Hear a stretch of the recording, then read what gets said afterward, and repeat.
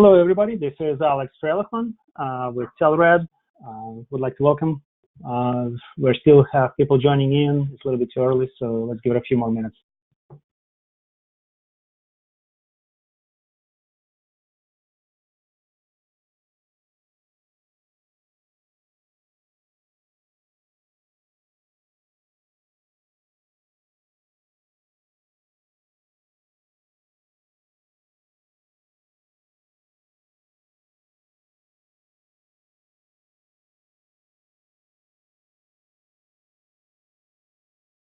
Technology.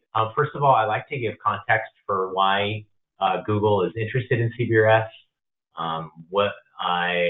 If you think about our products, they run on the internet. So for our customers to have a great experience with their products, they need high quality internet connections. And that's what our group does. Our group is focused on creating high quality internet connections, what we call wireless abundance, which is just a fancy way of saying better internet for more people in more places. There's a few areas in the US that we focus on: urban congestion, where just our own demand for content, especially over wireless, just continues to outstrip capacity. In building, where there's issues with propagation going through walls and windows, etc., as well as rural and underserved areas, which this community is so focused on and on the front lines. Okay, so what do we have? What do we have for the industry? First of all, we have a product suite. We are a spectrum access system provider. So Google has a spectrum access system that controls fundamental access to spectrum. We also offer a network planner. You can think of it like powerful network planning right in the browser. And we do CPI training. So you can go online, you can get training and become a certified professional installer, and we make that really simple. That's our suite of products that we offer. Underlying all of these products, underlying especially the spectrum access system and the network planner, is Google's geospatial data. You're probably already familiar with this from products like Google Earth, Google Maps, where we have Street View and Satellite View and 3D views. And I'm not sure if people are aware of how Google collects this data. But Google actually flies planes all over the country. We're flying planes at multiple heights to capture images. All that data comes back into Google. And all those images are coming back into Google. It's just massive amounts of images and data. And we're processing that through a data pipeline where we're running advanced algorithms,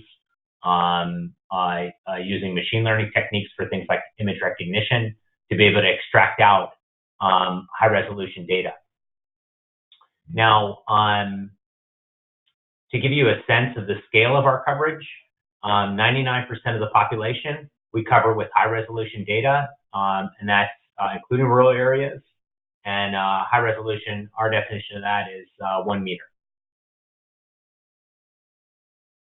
Okay. And through that data pipeline, not only are we able to have high resolution data, but we're able to extract real world objects, things like buildings, trees, hills, slopes of roofs, characteristics of the terrain that are very, very important when you start thinking about not just planning out your network and how waves propagate, but also as CBRS networks become more dense and you have to think about things like coexistence and maximizing spectrum utilization. Okay. The other major component that Google brings to the table is reliability. And for the first time, what's really unique about CBRS is that your networks now depend on a cloud service. So the network, all the radios need to talk back to the SAS and ask for grants or heartbeating. And if those heartbeats are down, if you're not getting a response from the spectrum access system, that radio needs to start winding down after several minutes of no response. We are very familiar with operating large-scale deployments. We now have 8 products with over 1 billion monthly active users, and we're very pleased to be bringing that all our tech, not just the reliability piece, but also the geospatial data, but including the reliability to help the CBRS ecosystem. Okay, let's talk about the network planner. We have been very focused on WISPs, on this community, and we've been conducting we've been doing a lot of interviews with WISPs. We've had the product in the hands of a number of customers. And there's two business questions that we wanted to focus our development on answering, because these kept on coming up. And that's what houses can I reach from existing towers? And where should I put my towers as I expand? So two very different business questions, but those are the ones that we've been focused on answering, having the tool help you answer.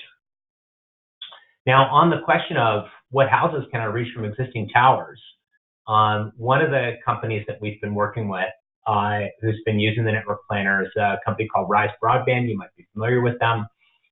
They were gracious enough to share some of their data around a list. This was on the order of several hundred data points, both of failed truck rolls and existing customers where a truck roll was successful. And what we found was that over 90% of the time, the network planner, Google's network planner, was able to accurately predict whether service would be available or not available. Now, one of the reasons we've been focused on this question is because we've heard from a lot of you that failed truck rolls happen more often than you like, and they're expensive. And just to give you a sense of how this could help your business, imagine if you had 100 truck rolls, 20 of them failed, and we were able to eliminate 18 of those failed 20 truck rolls. Think about how that might help your business. Okay, so we're very excited about these early results. This was across several states. It is a relatively small end, and we're a small number of homes in the hundreds.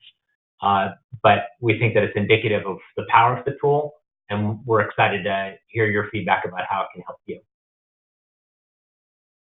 So the network planner is exclusive to Google SaaS customers, meaning the only people who can access it are folks who've signed up for our SaaS, for our Spectrum Access system.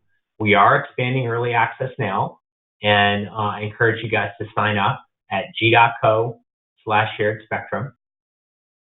And you can sign up, and as you're signing up for SaaS, you'll be able to request an invite to the network planner.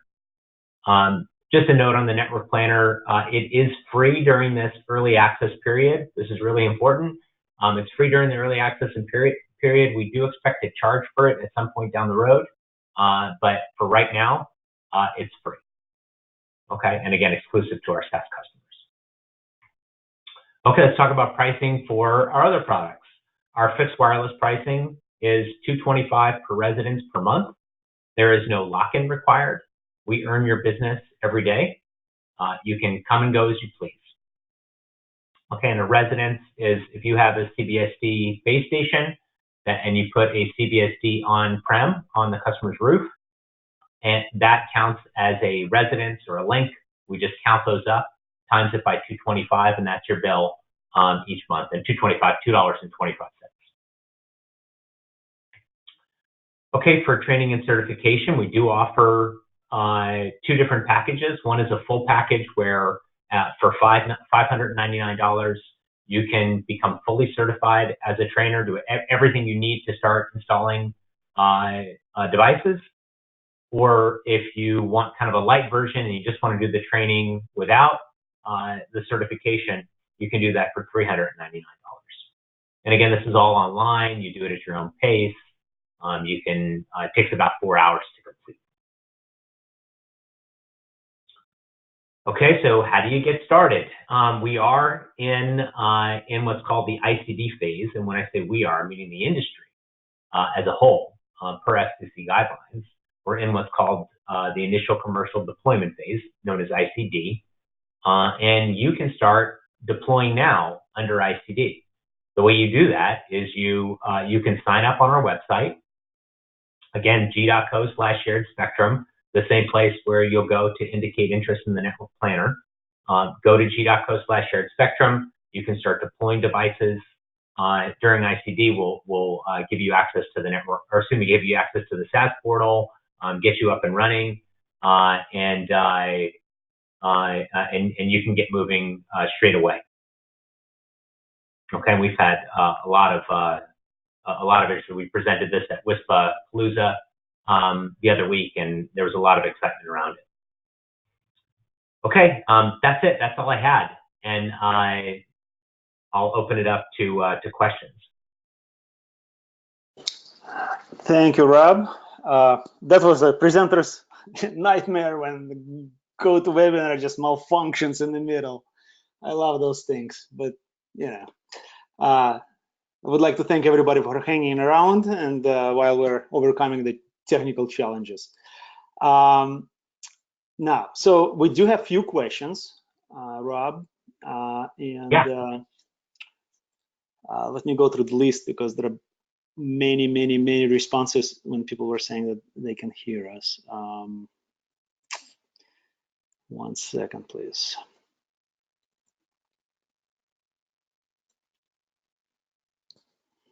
Okay, lost audio. Okay. We have a question from audience from William. Is the network planning commercial tool available? And I think you just addressed that question earlier, Rob, that right now it is available under ICD as a free tool. In the future, there may be a price attached to that. Yeah, we do expect to charge for the product down the road, but we just, being fully transparent, we haven't worked that out yet. We don't know what we're going to charge for it, but it is free during this early access period. Just to be crystal clear, everyone who signs up for our SaaS is eligible to get the network planner. We're expanding access now. Right now, literally sending out invites now to customers who've already signed up for our SaaS, and we'll try to get that to as many people as possible. It is a phased rollout, so be patient if you don't get an invite right away, but we will get that invite out to you. All right, thank you. Question from Josh: what's stopping anyone from deploying a bunch of 365 WiMAX gear all over 365 and stopping all over 365 LTE? Doesn't have to be registered anyway. Well, Josh, that is incorrect. One, it's only until now, until Part 90 rules are in effect. We're expecting grandfather sunset of Part 90 rules to take place April 2020. At that point, non-CBRS compliant gear cannot be on air unless you may have an exemption from an FCC. So that's basically the bottom line, that there cannot be any WiMAX left. One more question: how much does each CPE node B cost with the SaaS? And Rob, would you be able to answer that question, please? Yeah, that's a great question. So the way we've structured our pricing in the fixed wireless market, we're not charging for the base station. All we're charging for is basically the residence. So you set up a base station, you then put another CBSD, another radio on the roof. Let's say you have that on 5 roofs. We would take 5 times $2.25, and that would be your monthly charge, and there'd be no charge for the base station. Now, if down the road you decide to start doing a mobile use case, we would charge for the base station. But for the vast majority of you who are just doing fixed wireless, there's no charge for that. Awesome. And Josh, to answer your question, there is no charge for the EPC. It's only for the RF devices that are in the air, the CBSD Class B, Category B devices. Rob, one more question. How long is the CPI certification valid for? Oh, that's a great question. Ethan or Bea, are either of you online to address that one? I think I know the answer, but I defer to someone more expert than me. Hi, this is Ethan. I am on the call. I apologize. I missed the question. Could you repeat it? Yeah, the question was, how long is the CPI certification valid for? So CPI certification is valid for 5 years, and there will be a recertification process. However, to my knowledge, that hasn't actually been defined by WinForum yet.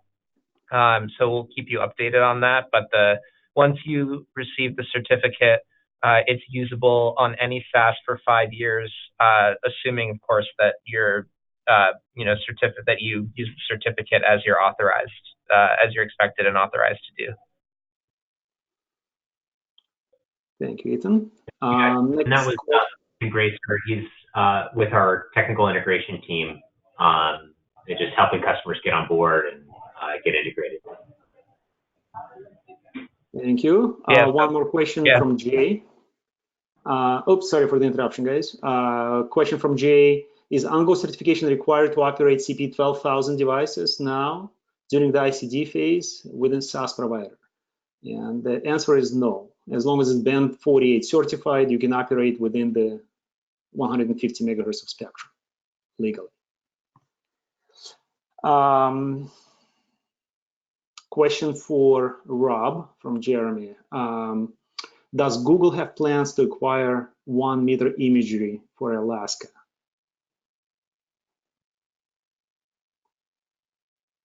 Does Google have plans to acquire 1 meter resolution for Alaska? It's a good question about, I actually don't know what our resolution status is in Alaska. I would expect that in populated areas like Anchorage, we would already have very high resolution. But I could double check and confirm on that and get back to, I guess I'd get back to Alex, who could route it to the group.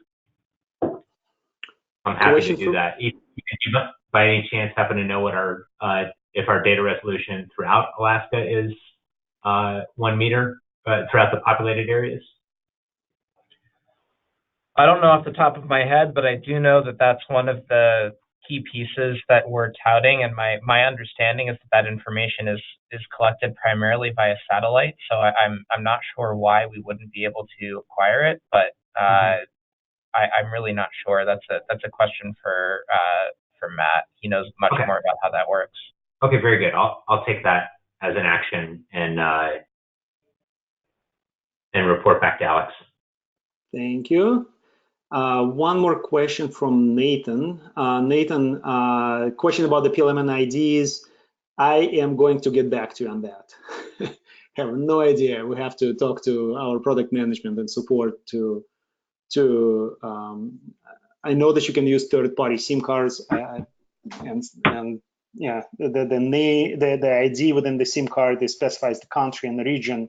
So I don't know how to answer your question.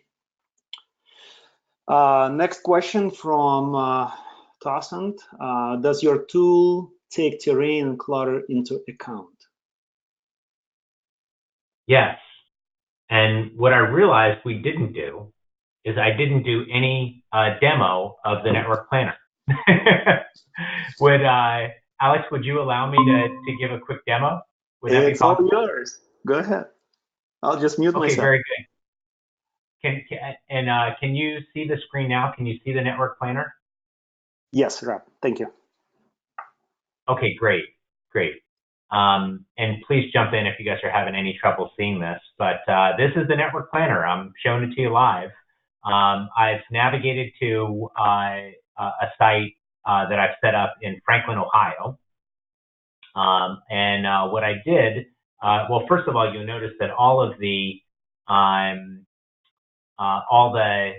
views that you'd expect to see in, like you're familiar with in Google Earth and Google Maps, they're all built right into the network planner. So here I'm zooming in, and you can see I have a radio tower, or excuse me, a radio that I've placed on this water tower. And let me see if I can tilt. I don't have my external mouse with me, and I feel like a dummy trying to use this,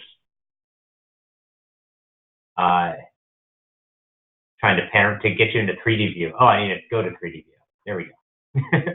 Okay, so this is the 3D view of the water tower, and you'll see that all of that is just kind of built right in. You can even see the little radio on top of the water tower, and you see that we know where the trees are and the buildings are, the roofs, etc. I can pan around here so you can see it. Okay, so that's 3D view. We also have street view built in. So you can go right to a site and check out the site for access if you're considering using the water tower.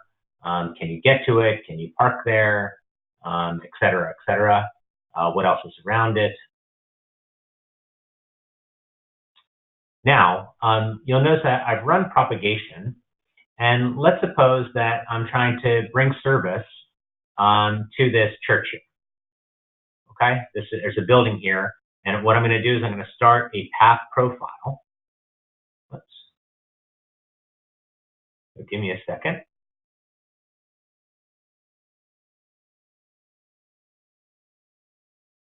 So I start a path profile, and I'm going to go to,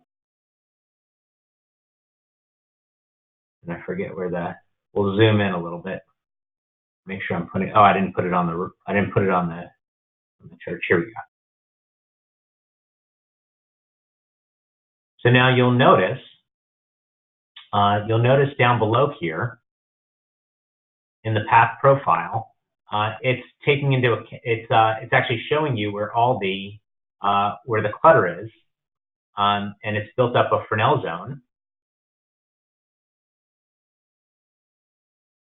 Ah, my mouse won't let go. I'm on a new laptop today, y'all. Please pardon me. Okay, but you can see the trees and the building. You can even make out the little steeple of the roof in the bottom right-hand corner. And you can see that we don't have quite line of sight. It's just kind of like a partial line of sight. Okay, so that's a path profile. We can also do things like when I put a point down,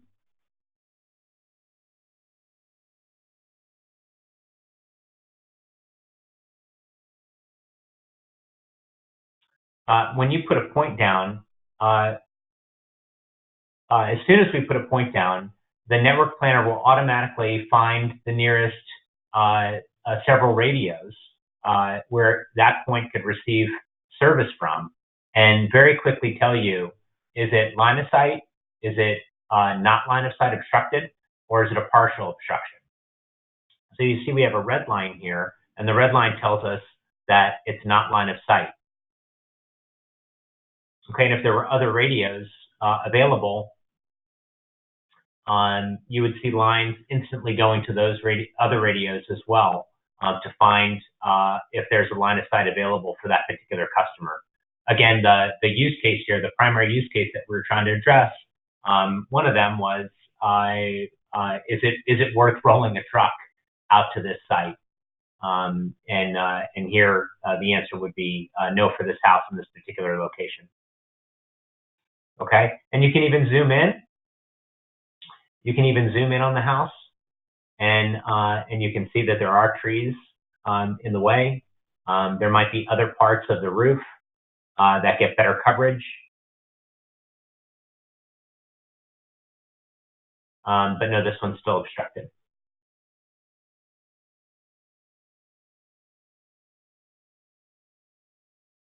Okay. Check this house here.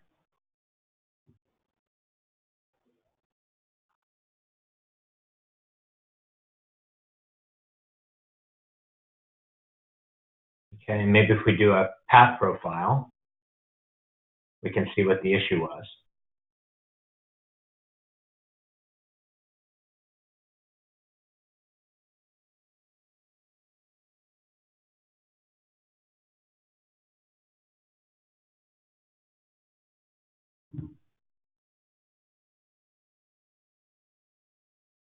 Okay, and this will be the last one we do.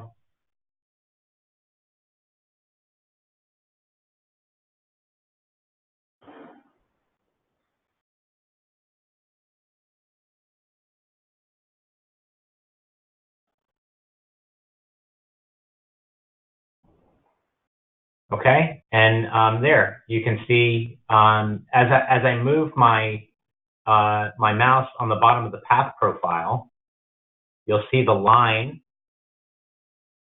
on the terrain.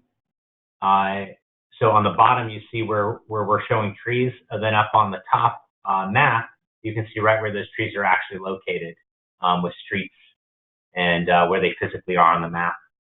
And it even tells you how high they are. Okay, so a long way of saying 100% yes, we're taking into account clutter. And I hope that gave you a decent demonstration of the tool's ability. Nice, thank you. Yeah, you bet. Few more questions, actually a lot more questions. As I'm going down the list, we're gonna take maybe about 15, 18 minutes until the end of the hour. And then if we don't answer those, we will do an offline response for the whole group. One more question for you, Rob. If the network planner tool is only available for CBRS frequency band, or you also support any other frequencies? You can do any frequency below 6 gig. Below 6 gigahertz. Correct. The network planner will support, so we'll support popular frequencies like 5 gigahertz. Got it. So you do have ability to select the type of equipment, if it's an LTE or if it's an unlicensed proprietary system based on the frequency. Okay. That's correct. Absolutely. Question from Adam. If I start using CBRS SAS under ICD, what happens to our current UEs? Okay, Adam, so under the ICD, so 7000s, 8000s, those will be the last ones in queue to be band 48 certified. 8100s, 9000s are currently in the lab. I mean, currently with FCC. So as soon as they give a blessing, you'll be able to operate them through the CBRS frequency band. So realistically, you're probably going to be looking. You're a few months away, 2 or 3 months away from moving the rest of your gear into the CBRS band.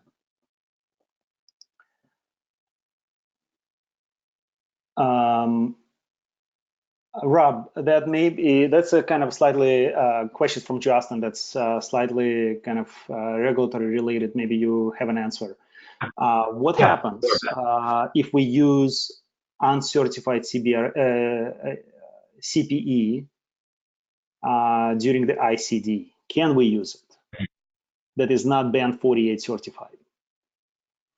Yeah, our understanding from the FCC is that all CBSD radios need to be they need to have an FCC ID. Otherwise, the spectrum access system will reject it.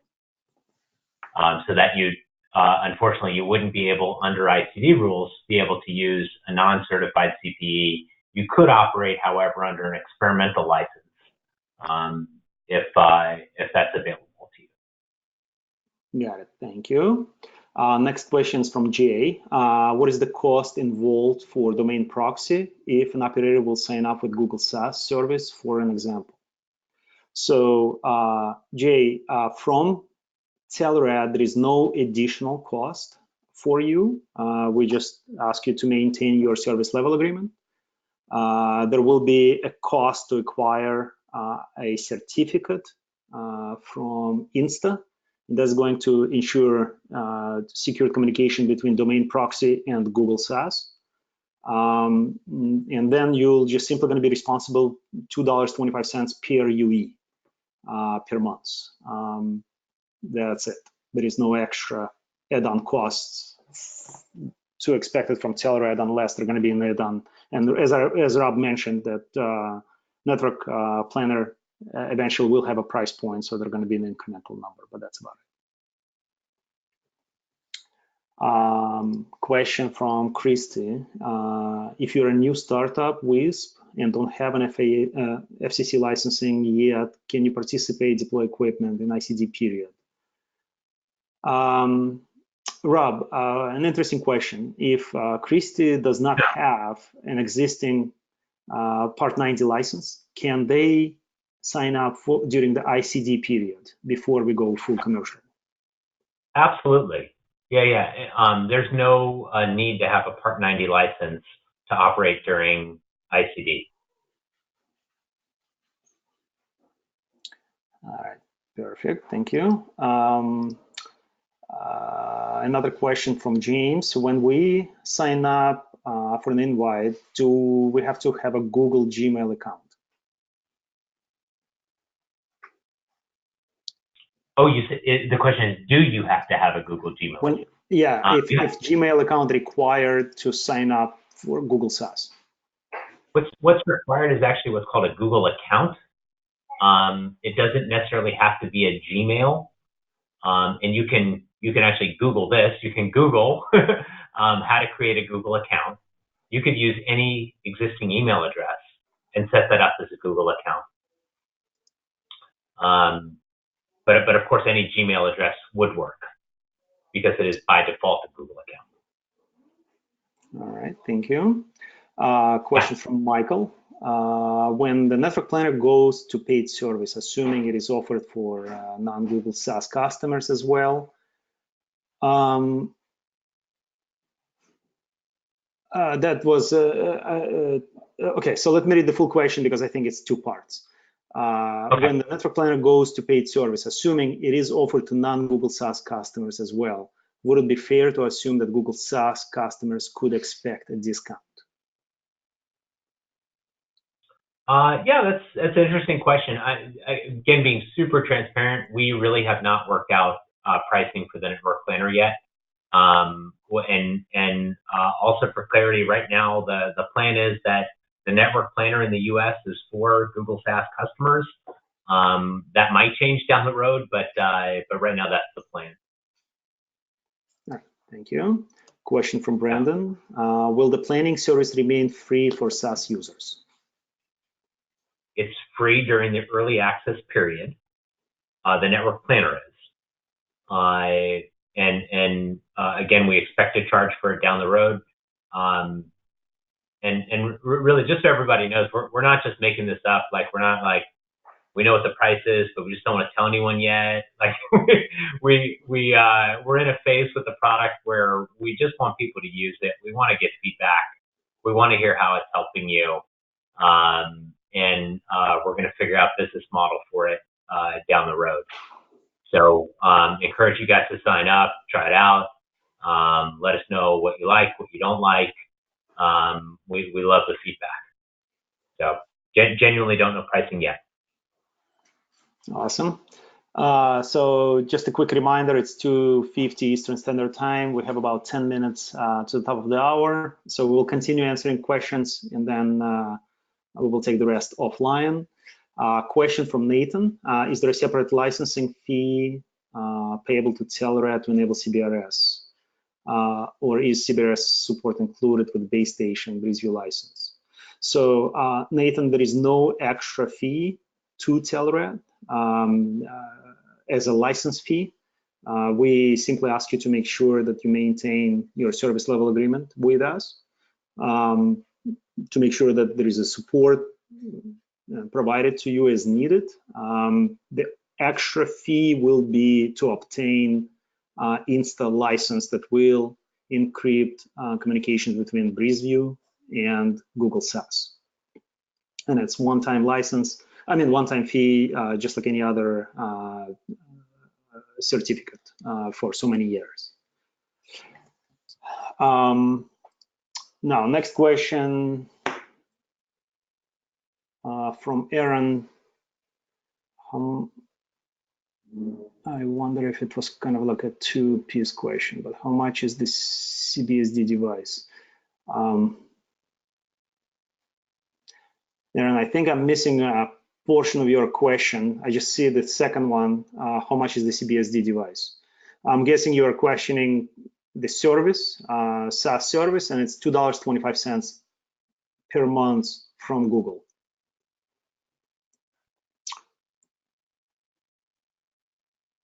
Per residence, just so everyone's up there.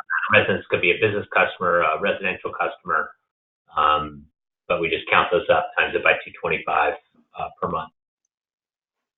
Okay, thank you. Is the network planner only relevant to CBRS LTE band? Question from Jason. And Rob answered earlier that network planner supports all bands sub 6 gigahertz. That's right. I'm sorry? Question from Ed. What version of BreezeView is needed to work with SaaS? And it's version, I believe, 7.3 is the one that has SaaS interfaces provisioned with administrators.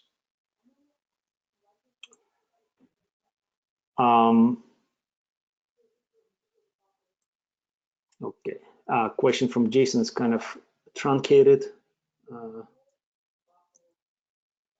sure. Sorry, Jason. I see only second half of that question. Henry, what is Google SaaS link to register for URID, user ID? Rob, could you please take us to the sign up page from Google, since you're sharing your screen right now? Oh yeah, absolutely. Okay, so the URL is g.co/shared spectrum. You enter that into your browser, we'll take you right to our website. And then from our website, you click on the Get Started button. So the question is SaaS account user ID. Yep. So you'll notice that when I enter a company name, we default your URID. We default that to just a variant of your company name. Now you can override that if you had a particular URD that you wanted to use. You know, if you had some, you know, just some crazy combination, alphanumeric combination you want to use, you're welcome to use that. URD can be anything you want, but we default it to your company name just when someone's registering. We found that a lot of people don't, haven't really thought about the URID, so this is just a way for them to get started. Perfect, thank you. Question from Norm. Data to register CP requires a down tilt angle preferred tool, just a good electronic number. Norm and Zot, let's take it offline and we will talk a little bit more about that. Question from Josh. What happens when SaaS loses heartbeat for a long time and then comes back online? Does the tech have to do anything? Will it come back online? Rob, so I guess the question is, what are the timeouts? What are the limits for how long domain proxy can be offline before CBSDs has to be turned off? Yeah, I'd love it if Bear or Ethan, if either of you wanted to take that one. The question is about what's the timeout for a CBSD or domain proxy, and then what happens when it comes back online. Sure, I can take that. So the timeout in terms of like if the device is transmitting and it can't reach the SAS, is that the question? Correct. If heartbeats are not detected. Yeah, so the WinForm specification says that the device has to stop heartbeating after 5 minutes, or stop transmitting after 5 minutes. And the way that we enforce that in our SAS is we set the transmit expire time out 4 minutes.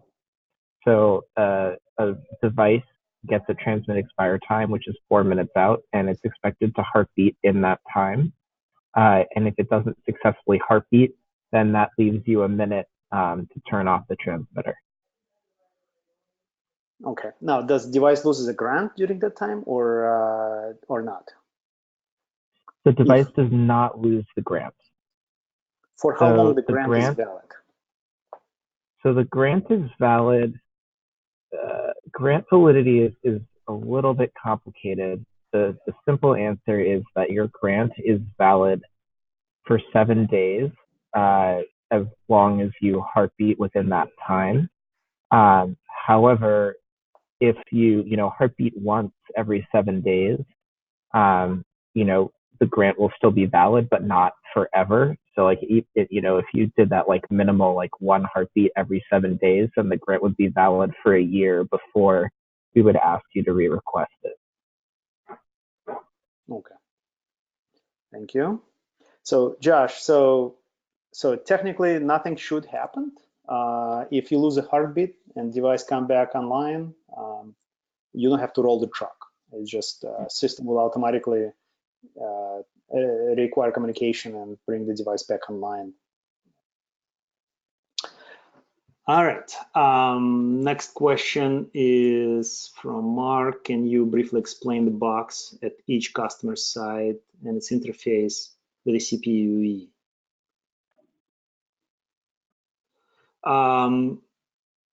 I'm guessing you're just questioning on a physical layer. Our each CPE, each user equipment has an Ethernet port. It's a layer 3 device with layer 2 capability. But at the end of the day, it's an Ethernet out, and then you can connect either some kind of router or a residential gateway. Question from James: where do you get? Okay, James, we just answered that question about the URID.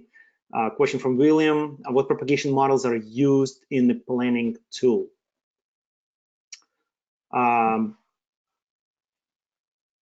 Rob, that would be for you. So what propagation models are used in a planning tool? I'm guessing it's applicable to equipment profiles or technologies if you have Wi-Fi based, if you have proprietary systems, if you do have LTE and so on. Mm-hmm. Ethan, do you feel comfortable answering that one? Not completely. I might need to get some, yeah. Yeah, and I apologize, you guys were, that's a little bit more of a detailed technical question. It is very similar to an ATOL type model that we're using, but I couldn't speak to the intricate technical details around it. But happy to report back again through Alex on exactly what propagation model we're using. I believe it's a Softwave ray tracing based model, but I'd want to double confirm that. Another great question from Josh. Will there be a mobile app?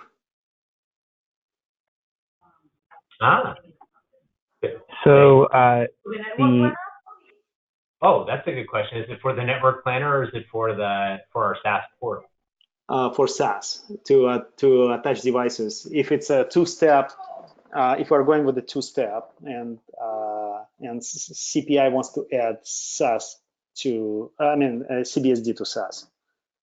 Mm-hmm. Yeah, the SAS portal has a mobile interface. So the cool thing is that you do not need to install another app on your phone and look for it. It's still a web browser. So code/SaaS portal on your mobile device, and that takes you to the mobile interface of the SaaS portal, and you can do step registration from there. Hi, Beatrice. Thank you for the answer. All right. Question from Jay. What is the cost of the certificate for an operator?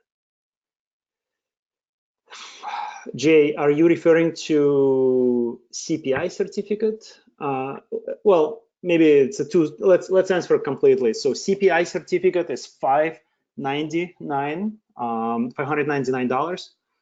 per engineer, per person. And then there is additional certificate from Insta that will encrypt the communication, and that price can vary anything from about $600 to about $1,500, depends on the type of certificate and its duration. Question from Jason: who do I contact to get Telrad and be connected with Google SaaS? Jason, we will take this offline, and I'll make sure that I connect you with our engineers to help you work through this task. All right, we're bleeding outside an hour. Let's see. Oh, questions are not ending. So let's do this. We're gonna put a pause here and answer the remainder of the questions offline. We still have about 20 more to go. I would like to thank Rob and the team, as well as everybody attending, to spending time with us for this hour. Hopefully it was useful and beneficial. Bunch of great questions. Thank you, Alex, and I appreciate everyone who came out. Thank you for your interest, and happy to do our best to answer these questions offline. Awesome. Thank you so much. I appreciate it, and we will have a follow-up emails, so everybody on this webinar will be able to respond back, and we could take the remainder of the questions offline. Thanks, everybody. Okay, thank you. Bye-bye now. Bye. You have been removed from the call.